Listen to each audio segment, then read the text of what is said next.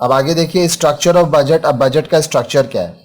To understand the basic structure of budget and its various components, let us consider the budget of the central government of India for the financial year 2012-13 presented in table 29.1। अब देखिए जो इस budget का structure रहता है वो देखने के लिए अभी हम लोग एक टेबल देखेंगे, और ये टेबल है आपका 2012-2013 का गवर्नमेंट ऑफ इंडिया का। उससे आपको पता चलेगा कि बजट जो बनता है स्ट्रक्चर क्या रहता है। From this table we find that budget has two part. अब इस टेबल से हम लोग को पता चलेगा कि बजट का दो पार्ट होता है। ठीक है, ध्यान से देखिएगा, मैं एक एक चीज को रीड भी करूंगा। यहाँ पे थोड़ा प्रिंटिंग एरर है, ठीक है, तो मैं रीड कर दूंगा, आपके लिए सब कुछ क्लियर हो जाएगा। देखिए सबसे पहला रिसीप्ट है, जो पैसा आ रहा है, ठीक है, एंड सेकेंड एक्सपेंडिचर।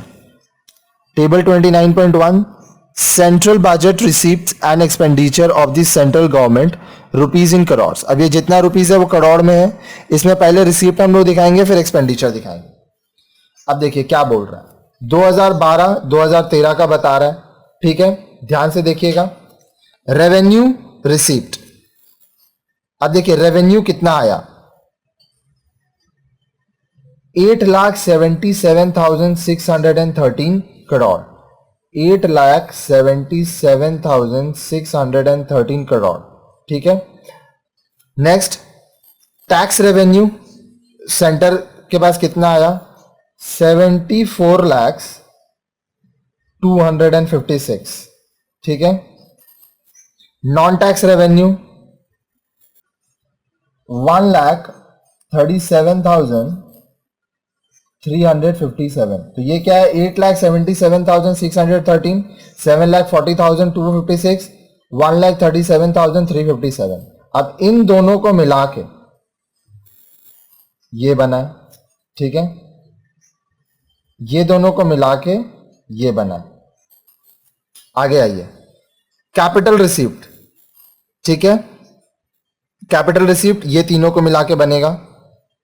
पहला है 16,267, 16,267।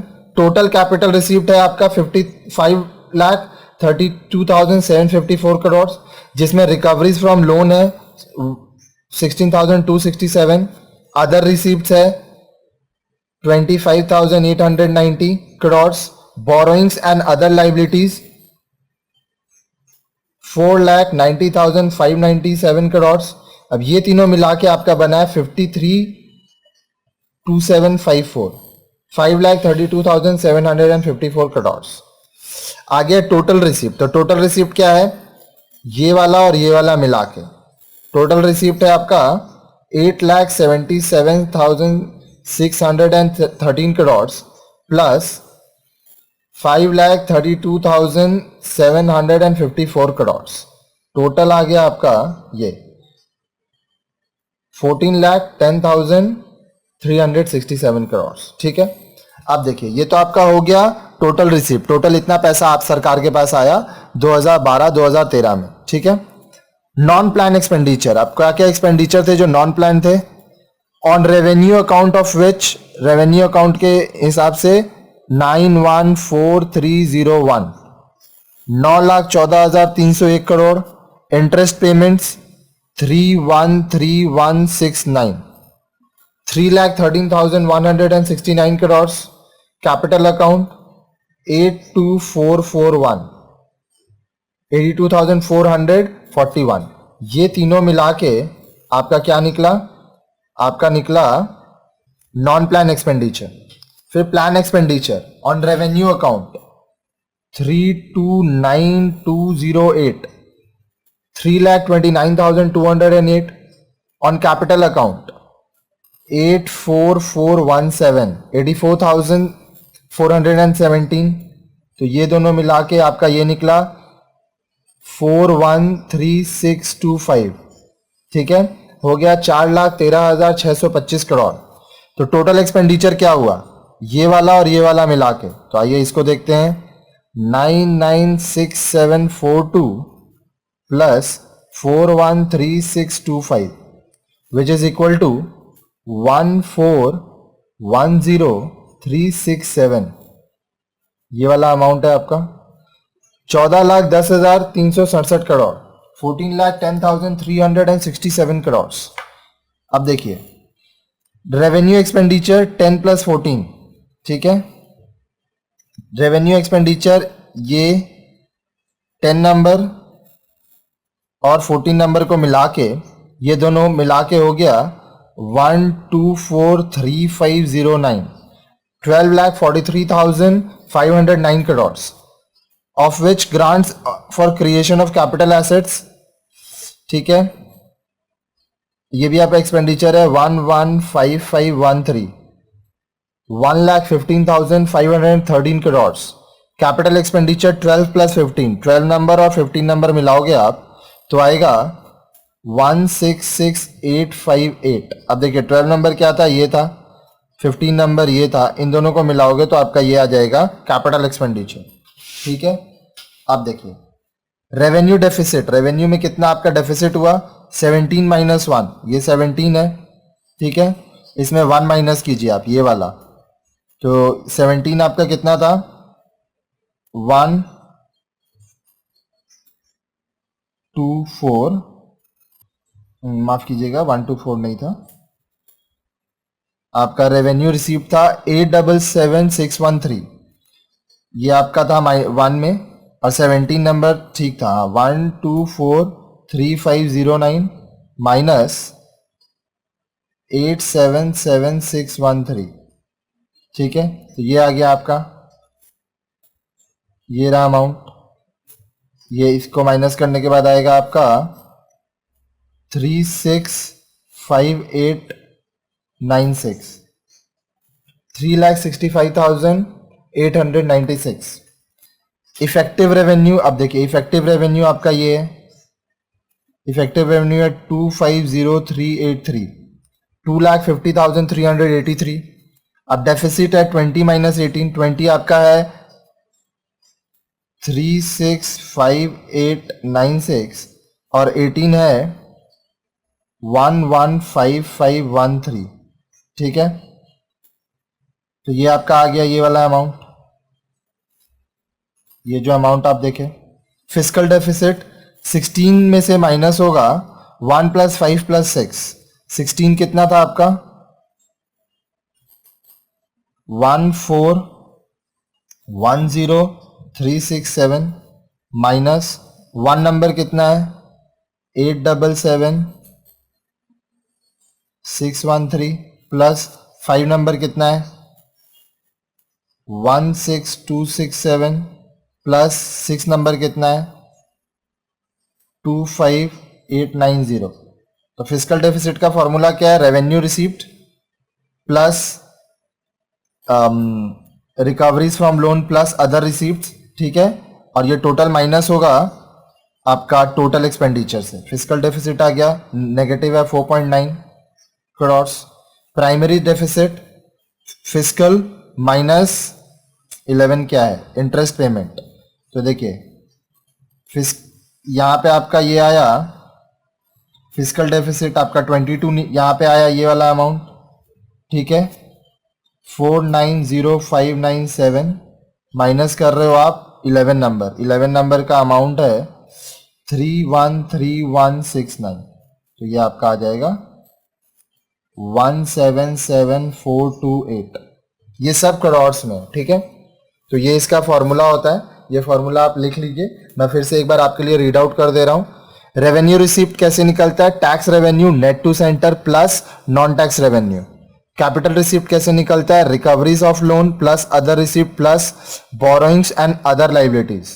फिर टोटल रिसीप्ट कैसे निकलता है, revenue receipt plus capital receipt, ठीक है। अब नॉन प्लान एक्सपेंडिचर पे आइए। नॉन प्लान एक्सपेंडिचर कैसे निकलता है, on revenue account of which add करो plus interest payment plus on capital account. फिर प्लान एक्सपेंडिचर कैसे निकलता है, on revenue account plus on capital account. Total expenditure कैसे निकलता है, 9 प्लस 13, 9 है नॉन प्लान एक्सपेंडिचर, 13 है प्लान एक्सपेंडिचर। तो total expenditure non plan expenditure plus plan expenditure, ठीक है। अच्छा देखिए 17 रेवेन्यू एक्सपेंडिचर कैसे निकलता है, 10 प्लस 14, 10 है on revenue account of which plus on revenue account, ठीक है, इससे रेवेन्यू निकलेगा।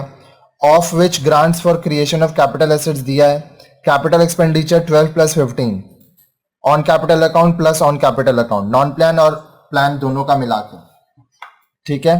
फिर रेवेन्यू डेफिसिट आपका निकलेगा revenue expenditure minus revenue receipt, effective revenue अगर डेफिसिट है तो ये निकलेगा revenue deficit minus of total expenditure के अंदर में यहाँ पे जो लिखा है of which grants for creation of capital assets. Physical deficits हम आपको बता चुके हैं, ये निकलेगा total expenditure minus revenue receipt minus recoveries from loan minus other receipt. फिर प्राइमरी डेफिसिट कैसे निकलेगा, physical deficit minus interest payments, ठीक है। चलिए आइए अब हम लोग देखते हैं रिसीप्ट्स के बारे में। रिसीप्ट्स का मतलब क्या होता है, जो पैसा आपके पास आ रहा है, ठीक है। एक्सपेंडिचर का मतलब जो पैसा खर्च हो रहा है। The receipts of government show the different sources from which government raises revenues. अब रिसीप्ट्स क्या है, ये गवर्नमेंट का वो सेक्शन है बजट का जहां पर वो ये दिखाता है कि कहां कहां से उसके पास पैसा आता है। These receipts are of two kinds, revenue receipts and capital receipts। अब ये जो रिसीप्ट है ये दो प्रकार के होते हैं, एक होते हैं रेवेन्यू रिसीप्ट्स और एक होते हैं कैपिटल रिसीप्ट्स।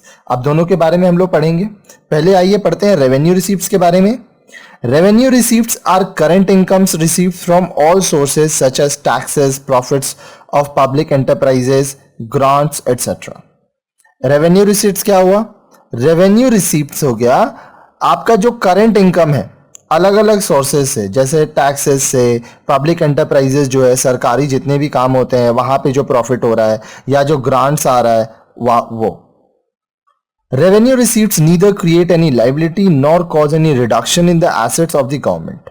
अब रेवेन्यू रिसीप्ट्स क्या है कि इससे ना तो कोई सरकार की लाइबिलिटी होती है ना इससे उसका एसेट्स कम होता है। Capital receipts on the other hand are the receipts on the government which either created liability or cause any reduction in the assets of the government. Example, borrowings, recovery of loan and disinvestment etc. अब देखिए revenue receipts के विपरीत capital receipts क्या है, इससे भी देखिए सरकार के पास पैसा तो आ रहा है लेकिन या तो इससे लाइबिलिटी हो जा रही है या तो उसका एसेट्स कम हो जा रहा है। जैसे सरकार क्या कर रहा है, लोन ले रहा है, किसी से पैसा ले रहा है तो लाइबिलिटी बढ़ जा रही है। रिकवरी ऑफ लोन या डिसइन्वेस्टमेंट तो क्या हो रहा है कि उसका एसेट्स कम हो जा रहा है। It must be mention here that there is a similarity between the financing by an individual and the financing by a government. अब देखिए यहां पे एक चीज और बताने लायक है कि जो एक इंडिविजुअल का फाइनेंसिंग होता है और जो गवर्नमेंट का फाइनेंसिंग होता है उसमें कुछ कुछ सिमिलैरिटी है। An individual generally finances his current expenditure from his current income। अब एक आदमी क्या करता है, वो अभी उसका जो इनकम है उसी के हिसाब से उसका अभी का खर्चा होता है। He borrows when his current income is not sufficient for his current expenditure। जब उसका current income इतना ना हो कि उसका current expenditure पूरा हो पाए तो वो उधार लेता है। कहने का मतलब मान लीजिए अगर आप 50,000 रुपये कमाते हो, ठीक है, और आपका एक्सपेंसेस जो है वो 60,000 है, ये आपका करंट इनकम है या आपका करंट एक्सपेंस है, तो आपको 10,000 रुपीज क्या करना होगा, बोरो करना होगा, लोन लेना होगा। Likewise a government has two sources to finance its expenditure, current income और revenue receipts and capital receipts, ठीक है। तो सरकार के पास दो तरीका है अपने एक्सपेंडिचर्स को फिनांस करने का, अपने खर्च को चलाने का, या तो वो करंट इनकम या रेवेन्यू रिसीप्ट से करे, ये दोनों एक ही है, या फिर कैपिटल रिसीप्ट से करे। It borrows when revenue receipts fall short of the current expenditure. जब रेवेन्यू रिसीप्ट आपका करंट जितना खर्चा है उससे कम हो जाता है तो वो सरकार क्या करता है, उधार लेता है। The dissimilarity between financing by an individual and that by a government is that an individual first estimates his current income and then plans his expenditure, while a government plans its expenditure first and then finds the sources to finance them। अब देखिए इसमें difference क्या होता है, एक आदमी पहले अब देखता है कि उसका इनकम कितना है और उसके हिसाब से वो अपने खर्च का बजट करता है कि हाँ हम 50,000 कमाए तो हम 50,000 तक ही खर्च करेंगे। लेकिन सरकार क्या, सरकार पहले ये बताती है कि क्या क्या खर्च करना है। ठीक है। अब वो जो खर्च करना है वो पैसा कहां कहां से आएगा, फिर वो ये चीज देखती है। अब आगे देखिए revenue receipts. Revenue receipts are current incomes of government which neither create liability nor cause any reduction in the assets of the government। अब देखिए रेवेन्यू रिसीप्ट से क्या हो रहा है, ये सरकार का करंट इनकम है, ठीक है। इससे ना तो कोई लाइबिलिटी बनती है ना कोई एसेट्स आपका कम होता है, किसका, गवर्नमेंट का। These receipts are classified into tax revenue and non tax revenue. अब ये जो रिसीप्ट्स है ये दो तरह में बांटे जाते हैं, एक है टैक्स रेवेन्यू, दूसरा है नॉन टैक्स रेवेन्यू। अब देखिए टैक्स रेवेन्यू, रेवेन्यू का मतलब जो पैसा आपके पास आ रहा है। टैक्स रेवेन्यू क्या है, a tax is a legal compulsory payment by the people and the firms to the government of a country without reference to any direct benefit in return. अब देखिए टैक्स क्या है, एक लीगल कंपल्सरी पेमेंट है। आप जिस देश में रह रहे हैं उसका जो टैक्स सिस्टम है उसको आपको मानना पड़ेगा, आपको टैक्स देना पड़ेगा, ठीक है। चाहे वो एक आदमी हो या कोई फर्म हो, दोनों को ही टैक्स देना पड़ेगा as per the rules of the country you are living in. आप जिस देश में रह रहे हो उस देश के नियम के अनुसार। अच्छा, इसमें डायरेक्ट बेनिफिट आपका कुछ नहीं है, इनडायरेक्ट तो बहुत है, लेकिन डायरेक्टली ऐसा नहीं है कि आप टैक्स पे कर रहे हो तो वो पैसा आपके सामने ही इस्तेमाल किसी चीज के लिए कर दिया जाए जिससे आप ही को फायदा हो। टैक्स से जो भी खर्च होता है वो पूरे देश के लोगों को ध्यान में रखते हुए होता है। It is imposed two of the people by government. अब इसको कौन लागू करता है, सरकार। किस पे, उन लोगों पे जो उस देश में रह रहे हैं जहां पर यह सरकार है। A government collects revenue from various taxes like income tax, sale tax, service tax, excise duty, custom duty etcetera. सरकार जो रेवेन्यू कलेक्ट करती है अलग अलग तरह का टैक्स लगाती है, इनकम टैक्स लगाती है, सेल्स टैक्स होता है, सर्विस टैक्स होता है, एक्साइज ड्यूटी होता है, कस्टम ड्यूटी होता है। Traditionally, the revenue from taxes has been the primary source of government income। अब देखिए सरकार का जो इनकम है इसका जो मेन सोर्स है वो क्या है, टैक्सेस। अब देखिए income tax is imposed on those who earn income such as wages, salaries, rent, interest and profit. अब इनकम टैक्स कौन देता है, जो लोग या तो वेजेस से पैसा कमा रहे हैं, सैलरीज से, रेंट से, इंटरेस्ट से या प्रॉफिट से पैसा कमा रहे हैं, वो इनकम टैक्स देते हैं। Sales tax is the tax on the sale of good. जब कोई प्रोडक्ट बेचा जाता है तो उस पर सेल्स टैक्स लगता है। Whenever we purchase a good, a part of our payment goes to the government as sales tax. जब भी हम लोग कोई प्रोडक्ट खरीदते हैं तो मान लो आप कोई प्रोडक्ट अगर 100 रुपया में खरीदे तो ये पूरा 100 रुपया सेलर के पास नहीं जाएगा, इसका कुछ हिस्सा मान लीजिए 5 रुपया, ठीक है, ये किसके पास जाएगा, सरकार के पास। किस रूप में, टैक्स। कौन सा टैक्स, ये है सेल्स टैक्स।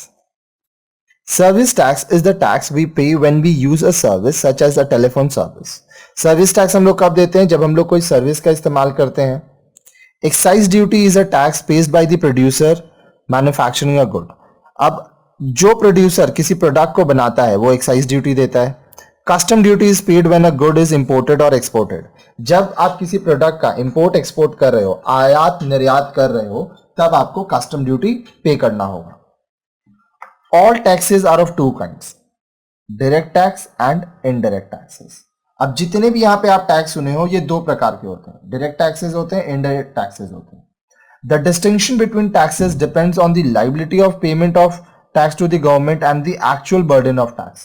अब इसका जो डिफरेंस है वो डिफरेंस क्या है, ये टैक्सेस का, ये डिपेंड करता है किसके, the liability of payment of tax to government and the actual burden of tax. अब सरकार को जो टैक्स देना है, ठीक है, वो पेमेंट का एक होता है लाइबिलिटी, दूसरा एक्चुअल कितना बर्डन हो रहा है टैक्स का, एक्चुअल कितना टैक्स पेमेंट करना है।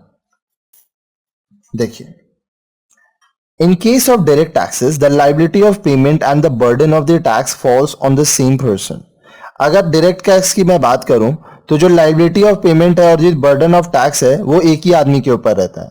For example income tax is direct tax because the person who is liable to pay it also bears the burden of the tax. The burden of the tax can not be shifted to anothers. अब अगर मैं income tax का example लूं तो ये एक direct tax है, क्योंकि जिस व्यक्ति को इनकम टैक्स पे करना है उसी को टैक्स का बर्डन भी उठाना है। कहने का मतलब आपको पे करना है और ये आप अपनी जेब से पे कर रहे हो। आप अपना टैक्स, इनकम टैक्स किसी और के इनकम पे नहीं कर सकते। आप जो कमाए हो आपको उसी पे देना पड़ेगा। हर एक व्यक्ति का जो इनकम है उसको अपने इनकम के ऊपर टैक्स देना होगा। अब देखिए ये ऐसा नहीं है कि अगर आप 1000 रुपया कमाए हो तो आपको टैक्स देना होगा। इसका एक स्लैब है कि एक साल में अगर आप इतना कमाए हो तो आपको इतना टैक्स देना है, ठीक है। तो एज पर योर इनकम आपका अलग अलग टैक्स लगेगा। इसके बारे में जब आप टैक्सेशन का वीडियोस पढ़ोगे तो आपको क्लियरली समझ में आएगा। But this does not happen in the case of indirect tax. लेकिन इनडायरेक्ट टैक्स में ऐसा नहीं होता है। इनडायरेक्ट टैक्स में जो बर्डन ऑफ टैक्स है और जो लायबिलिटी ऑफ पेमेंट है, ये दोनों एक के ऊपर नहीं रहता है। For example, in case of sales tax, although the liability to pay tax lies with the seller of the goods, the actual burden of tax falls on the buyer. अब सेल्स टैक्स का example दीजिए। देखिए tax पे करने के लिए liable कौन है? सेलर, जो प्रोडक्ट बेच रहा है। लेकिन टैक्स का बर्डन किसके ऊपर है? बायर, जो प्रोडक्ट खरीद रहा है। कहने का मतलब, मान लीजिए आप मेरे पास आते हो और मेरे से आप 10 रुपया का एक पेन खरीद के जाते हो, ठीक है। अब सरकार को टैक्स कौन देगा? हम देंगे, तो लाइबिलिटी मेरा है। लेकिन बर्डन किसके ऊपर है? हम किससे लेके दे रहे हैं? हम आपसे लेके दे रहे हैं। तो जो टैक्स देगा एक्चुअली वो लेगा बर्डन, और जो टैक्स सरकार को दे रहा है वो ले रहा है लाइबिलिटी। तो डायरेक्ट टैक्स में क्या होगा? जो लाइबिलिटी है वो और जो बर्डन है वो एक ही इंसान के पास रहेगा। दूसरा केस, इनडायरेक्ट टैक्स में जो लाइबिलिटी अलग इंसान के ऊपर है और बर्डन अलग इंसान के ऊपर है। The buyer and not the seller is the one who finally pays the sales tax। देखिए सेल्स टैक्स कौन देता है? सेल्स टैक्स देता है बायर, सेलर नहीं देता है। हालांकि सरकार के हाथों में सेलर के थ्रू ही पैसा आता है, लेकिन एक्चुअल पेमेंट बायर करता है। The seller only collects the tax from the buyer by increasing the price and pays it to the government. Seller क्या करता है? प्रोडक्ट का प्राइस बढ़ा देता है टैक्स जोड़कर, और जो टैक्स का पैसा वो बायर से लेता है वो सरकार को दे देता है। Thus, we find that in case of sales tax, the burden of tax is shifted from the seller to the buyer। तो इसलिए हम लोग क्या यहां देखें कि सेल्स टैक्स जब होता है तो जो बर्डन है टैक्स का वो सेलर से हटकर बायर के ऊपर आ जाता है। All taxes on production are indirect taxes because producers recovers these taxes from buyers by increasing the price of the products। अब देखिए प्रोडक्शन के समय जो टैक्स लगता है वो भी इनडायरेक्ट टैक्स है। क्यों? क्योंकि जो प्रोड्यूसर है वो अपने कॉस्ट में इसको ऐड कर देता है और पैसा बढ़ाकर माल बेचता है। At the end of the day जितना इनडायरेक्ट टैक्स है वो बायर ही पे करता है। अब एग्जांपल देखिए डायरेक्ट टैक्स के एग्जांपल। सबसे पहला income tax, the taxes on incomes of individual. हर एक व्यक्ति का जो इनकम है उसके ऊपर जो टैक्स लगता है वो है इनकम टैक्स, ये डायरेक्ट टैक्स है। Corporation tax, the tax on corporate profits, जो कॉर्पोरेट प्रॉफिट है उसके ऊपर जो टैक्स लगता है वो भी डायरेक्ट टैक्स है। Wealth tax, the tax on wealth of individual. हर एक व्यक्ति के पास जितना वेल्थ है वो अपना अपना वेल्थ के अनुसार टैक्स पे करता है। Gift tax, the tax on gifts given. अब जो आप गिफ्ट देते हो उसके ऊपर जो टैक्स है वो भी डायरेक्ट टैक्स है, ठीक है। आगे देखिए एग्जाम्पल ऑफ इनडायरेक्ट टैक्स। अब इनडायरेक्ट टैक्स का एग्जाम्पल देखिए, वैल्यू एडेड टैक्स, इसको हम लोग वैट के नाम से जानते हैं, ठीक है। ये इनडायरेक्ट टैक्स है। Excise duty, the tax on goods manufactured in the factories, ये भी इनडायरेक्ट टैक्स है। Custom duty, the tax on imports and export, ये भी इनडायरेक्ट टैक्स है। Service tax, the tax on services provided, ये भी income tax है। Concept simple है, दो चीज होता है, एक होता है लाइबिलिटी ऑफ पेमेंट, दूसरा होता है बर्डन ऑफ द टैक्स। अब देखिए जब ये दोनों एक ही आदमी होगा, एक के ऊपर दोनों का भार है, तब हो जाएगा डायरेक्ट टैक्स। लेकिन जब लाइबिलिटी किसी एक व्यक्ति का है, पेमेंट कोई दूसरा व्यक्ति कर रहा है, तब हो जाएगा इनडायरेक्ट, ठीक है। ये चारों केस में लाइबिलिटी किसी और का होता है, बर्डन बायर के ऊपर आता है। ये चारों केस में लाइबिलिटी और बर्डन हर एक इंडिविजुअल के ऊपर आता है, ठीक है। जिसको कॉर्पोरेट टैक्स देना है वो अपने से ही देता है, वो अपने बायर से कॉर्पोरेट टैक्स नहीं ले सकता, क्योंकि ये उसके प्रॉफिट पे है, प्रॉफिट उसका है तो उसी को पेमेंट करना पड़ेगा। तो चलिए आइए अब हम लोग पढ़ते हैं difference between direct taxes and indirect taxes. Direct tax और इनडायरेक्ट टैक्स के बीच में क्या अंतर होता है, आइए वो देखते हैं। ये सीरियल नंबर का कॉलम है 1 2 3 4, आप एग्जाम में ये दे सकते हैं। जनरली बेसिस डायरेक्ट टैक्स और इनडायरेक्ट टैक्स, ये तीनों भी अब अगर आप दोगे तो आपका काम हो जाएगा। सबसे पहला जो बेसिस है वो क्या है? Direct taxes are levied on individuals and firms. Direct taxes किससे लिया जाता है? इंडिविजुअल्स, हर एक व्यक्ति से, और फर्म्स, जो भी फर्म्स हैं उनसे लिया जाता है। Indirect taxes are levied on goods and services. Indirect tax किससे लिया जाता है? जो गुड्स और सर्विसेज मार्केट में है उन पर इनडायरेक्ट टैक्स लगता है। Second, shift of burden. अब ये बर्डन किसके ऊपर पड़ता है? देखिए, कोई भी टैक्स हो, किसी ना किसी को तो चुकाना पड़ेगा, तो जो चुकाता है उसके ऊपर उसका बोझ पड़ता है, बर्डन पड़ता है। The burden of direct tax can not be shifted, that is impact and incidence are on the same person. अब देखिए, जो डायरेक्ट टैक्स का बर्डन है वो आप किसी और को नहीं दे सकते, आप शिफ्ट नहीं कर सकते, आपको खुद वो पैसा टैक्स का पे करना होगा। तो इसका इम्पैक्ट और इंसिडेंस एक ही व्यक्ति पे होता है। Indirect tax, the burden of indirect tax can be shifted, that is, impact and incidence are on different person. Example, a seller can increase the price of the good after tax is imposed so that the buyer will bear the burden of the tax. अब देखिए, indirect tax में क्या हो रहा है कि जो burden है वो आप किसी और पे शिफ्ट कर रहे हो। जैसे कि मान लीजिए कोई व्यक्ति है जो कि एक प्रोडक्ट बेचता है, ठीक है, उस प्रोडक्ट का वो बेच रहा है 10 रुपया में और इसका टैक्स है मान लो 2 रुपया, तो वो बायर से टोटल 12 रुपया लेगा। ये जो 2 रुपया टैक्स है वो सरकार को वो दे देगा और ये 10 रुपया उसका अपना पैसा, ठीक है, इसमें उसका कॉस्ट ऑफ प्रॉफिट इंक्लूडेड है। तो यहां पे क्या हो रहा है, जो इम्पैक्ट है और जो इंसिडेंस है वो अलग अलग है। Next, nature. Direct tax, they are generally progressive in nature. Direct tax हमेशा प्रोग्रेसिव इन नेचर होते हैं। Indirect tax, they are generally proportionate in nature. अब इनडायरेक्ट टैक्स क्या होता है? हमेशा प्रोपोर्शन के हिसाब से होता है। Coverage, they have limited reach as they do not reach all the sections of the society. Direct tax का लिमिटेड रीच है क्योंकि समाज के हर एक क्षेत्र में उनका पहुंचना मुमकिन नहीं है। जितने भी लोग आपके देश में हैं, अगर मैं भारत की ही बात करूं तो हमारी आबादी 130 करोड़ से ज़्यादा हो चुकी है।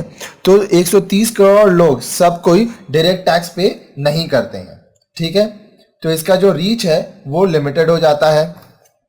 Indirect tax, they have a wide coverage as they affect all the sections of the society. अब इनडायरेक्ट टैक्स में क्या है? इसका वाइड रीच है क्योंकि हर एक व्यक्ति गुड्स और सर्विस लेता है, जैसे ही वो गुड्स और सर्विस लेता है वो टैक्स पे कर देता है। तो 130 करोड़ लोग जो हैं वो सब कोई जो भी परचेजिंग या सेल कर रहे हैं वो इनडायरेक्ट टैक्स दे रहे हैं, ठीक है।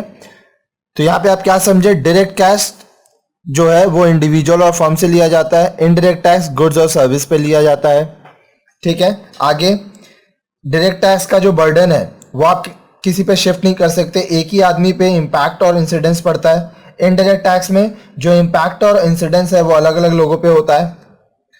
डायरेक्ट टैक्स हमेशा प्रोग्रेसिव इन नेचर देखा गया है। Indirect tax proportionate in nature होता है। डायरेक्ट टैक्स का रीच लिमिटेड है क्योंकि आप जिस समाज में रहते हो सब कोई डायरेक्ट टैक्स पे नहीं कर रहे हैं। लेकिन इनडायरेक्ट टैक्स क्या है? ये समाज में जितने लोग हैं सब सेक्शंस इनडायरेक्ट टैक्स देता है, इसीलिए इसका वाइड कवरेज है, इसका लिमिटेड कवरेज, इसका वाइड कवरेज। अब चलिए आइए हम लोग देखते हैं नॉन टैक्स रेवेन्यू के बारे में। The incomes accruing to government from sources other than taxes are non tax revenues. अब देखिए, जो भी इनकम सरकार को हो रहा है टैक्स के इनकम को छोड़ के वो उसका नॉन टैक्स रेवेन्यू हो गया। आपको वर्ड से समझ में आ रहा है? नॉन टैक्स मतलब टैक्स को छोड़ के रेवेन्यू, जो आपके पास पैसा आ रहा है, इनकम जो आपका हो रहा है। The major sources of non tax revenues of the central government of India are. अब मेजर सोर्सेज क्या है जहां से सरकार को नॉन टैक्स रेवेन्यू होता है? आइए उनके बारे में पढ़ते हैं। सबसे पहला, कमर्शियल रेवेन्यू।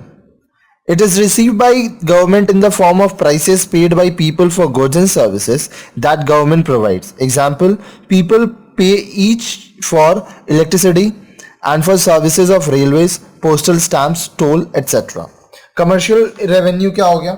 देखिए, सरकार जो जो चीजें आपको उपलब्ध कराती है उसके लिए आप पैसा पे करते हो, ठीक है, तो वहां से जो पैसा सरकार को प्रॉफिट में आया वो हो गया उसका कमर्शियल रेवेन्यू। जैसे हर व्यक्ति इलेक्ट्रिसिटी का पैसा देता है, रेलवे का इस्तेमाल करता है तो पैसा देता है, पोस्टल स्टैंप इस्तेमाल करता है, टोल इस्तेमाल करता है। ठीक है, अब ये टोल क्या होता है, आप जब एक जगह से दूसरी जगह तक जाते हो तो कहीं कहीं पे आपको टोल चार्जेस देना पड़ता है। तो ये हर एक शहर में है, इसका जो प्राइस है वो अलग अलग शहर में अलग अलग है। फिर administrative revenue, it arises on account of administrative services of the government. सरकार जब एडमिनिस्ट्रेटिव सर्विस देता है लोगों को तो वहां से उसको एडमिनिस्ट्रेटिव रेवेन्यू आता है। दे आर एज फॉलोज, अब क्या क्या है वो देखिए। Fees in the form of passport fees, government hospital fees, education fees, court fee etcetera. आपको पासपोर्ट बनाते हो पैसा लगता है, गवर्नमेंट हॉस्पिटल में पैसा लगेगा, एजुकेशन का पैसा लगेगा, कोर्ट में पैसा लगेगा। तो ये सब जो पैसा आ रहा है ये एडमिनिस्ट्रेटिव रेवेन्यू है। Fine and penalties charge by the government on law breakers for disobeying rules and regulations. सरकार जब फाइन या पेनल्टी लगाता है किस पे, उन लोगों पर जो कानून तोड़ते हैं, तो उससे जो पैसा आता है वो भी आपका administrative revenue. Licence free and permit, आप किसी को लाइसेंस देते हो तो उसका पैसा लगता है, परमिट देने का पैसा लगता है। ठीक है, तो अगर आप ट्रांसपोर्ट का बिजनेस कर रहे हो तो आपको ये पता होना चाहिए कि लाइसेंस लेना पड़ता है, तो लाइसेंस खरीदना पड़ता है आपको, साथ साथ उसका परमिट भी लेना पड़ता है। साथ ही साथ अगर आप अपना 2 व्हीलर 4 व्हीलर का भी लाइसेंस बनाओगे तो उसका भी पैसा लगता है, और ये सब सरकारी काम है। Escheat, income that government get by taking possession of property which has no legal claimant और लीगल हायर। अब एस्चीट क्या हुआ, ये टर्म को याद रखिएगा। एस्चीट, इसका मतलब हुआ सरकार वो प्रॉपर्टी को अपने पास ले लेता है जिसका कोई लीगल क्लेम नहीं है या कोई लीगल हायर नहीं है। मतलब वो प्रॉपर्टी जो इलीगल है, जो बेनामी है, वो सरकार अपना बना लेता है। इंटरेस्ट रिसीप्ट्स, सरकार को जितना इंटरेस्ट मिलता है, क्योंकि सरकार भी लोगों को लोन्स एंड एडवांसेस देता है।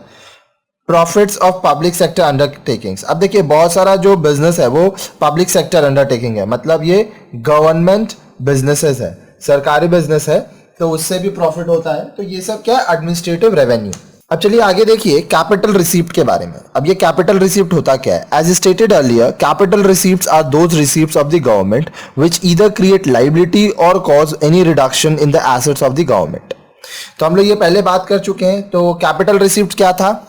सरकार जब जब कोई लायबिलिटी क्रिएट करके या अपने एसेट्स को कम करके पैसा इकट्ठा करती है तो वो उसका कैपिटल रिसीप्ट हो जाता है। The major sources of capital receipts of central government are borrowings, recovery of loans and disinvestment, resale of share of public sector undertakings.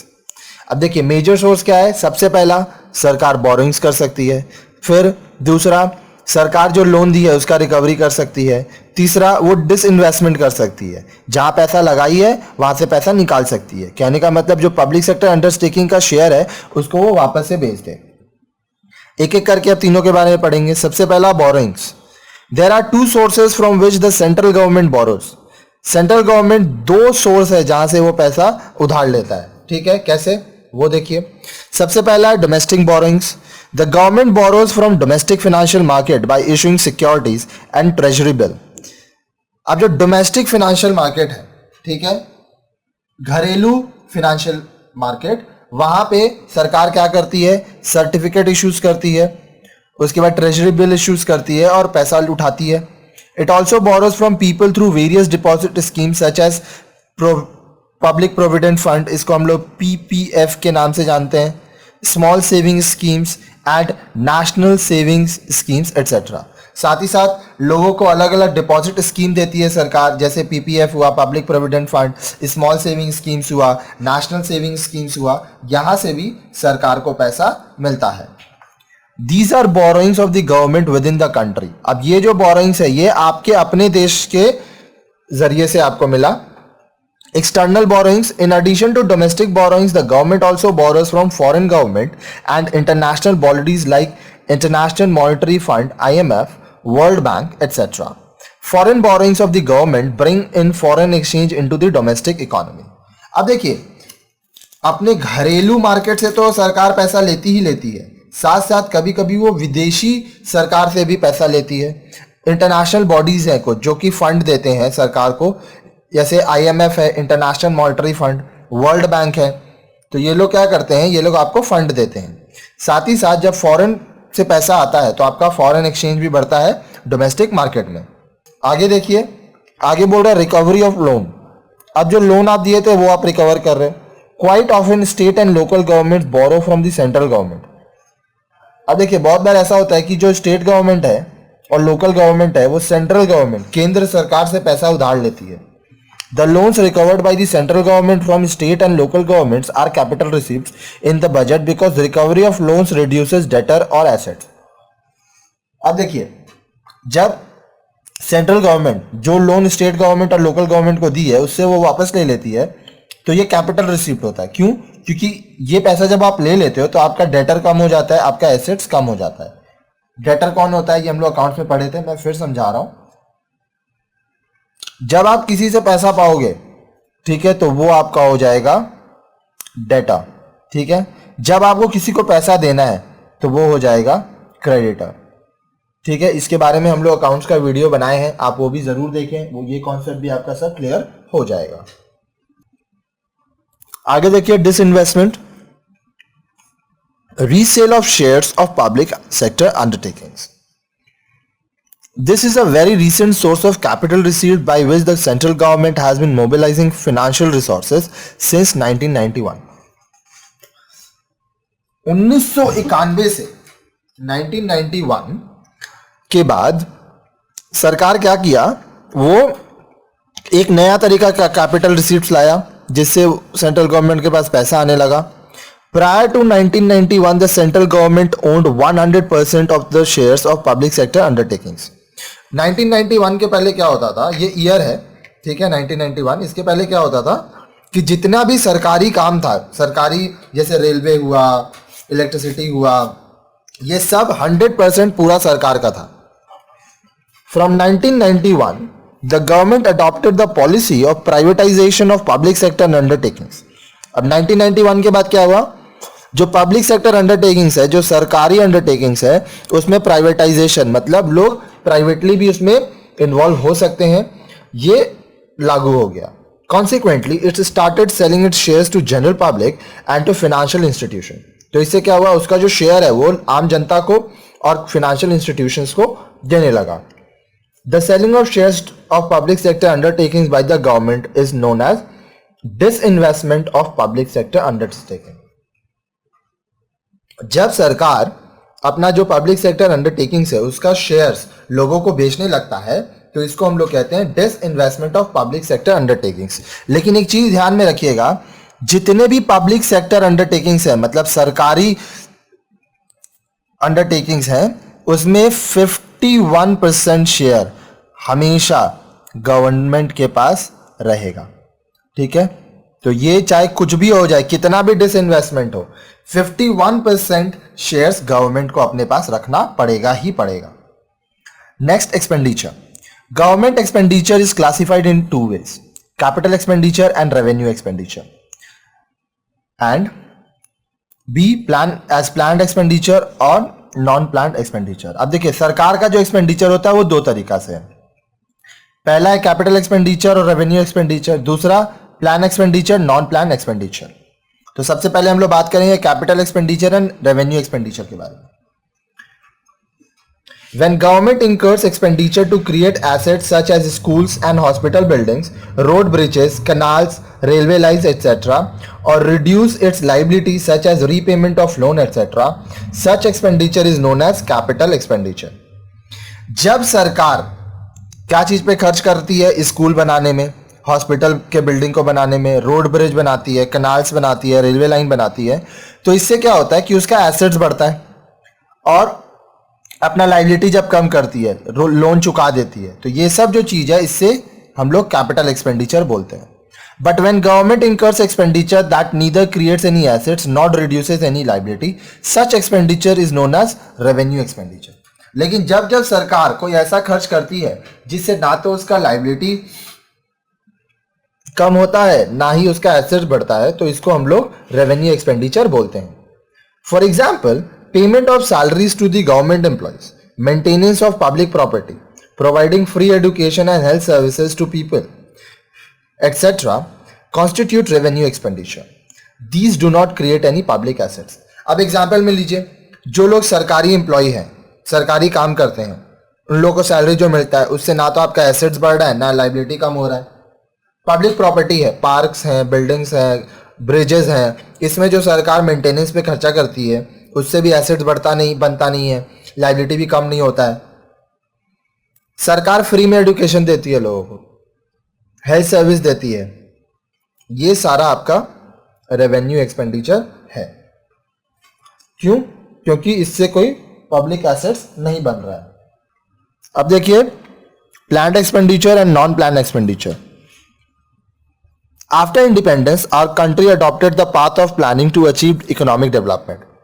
आजादी के बाद हमारी सरकार ने क्या किया, उसने ये एक प्लानिंग का तरीका किया जिसमें ये हो गया कि जो भी काम होगा इकोनॉमिक की डेवलपमेंट के लिए वो पहले से प्लान्ड होगा।